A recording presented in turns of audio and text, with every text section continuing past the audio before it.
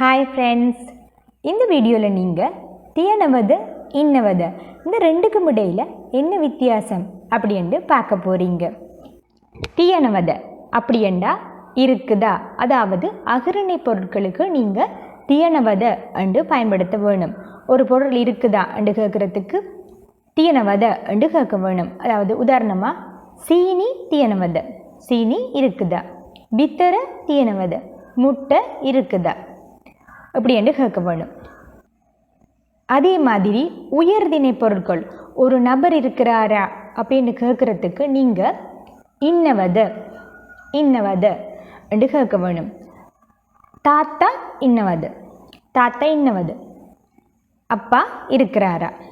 நங்கி இன்னவத, தங்கச்சி இருக்கிறாவா என்று கேட்க வேணும்.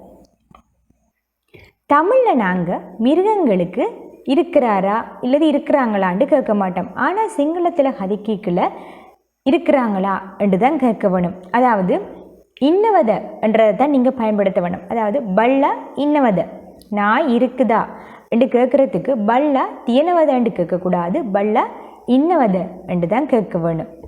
சரி, இனி இந்த விஷயத்தில் உங்களுக்கு குழப்பம் இருக்காதுன்னு நம்புகிறேன். இந்த வீடியோ உங்களுக்கு பிடிச்சிருந்தா லைக் பண்ணுங்கள், உங்களோட ஃப்ரெண்ட்ஸோட ஷேர் பண்ணுங்கள், மறக்காமல் இந்த சேனலை சப்ஸ்கிரைப் பண்ணுங்கள். இன்னொரு நல்ல லெசனோட அடுத்த வீடியோவில் உங்களை சந்திக்கிறேன். அது வரைக்கும் பை ஃப்ரெண்ட்ஸ்.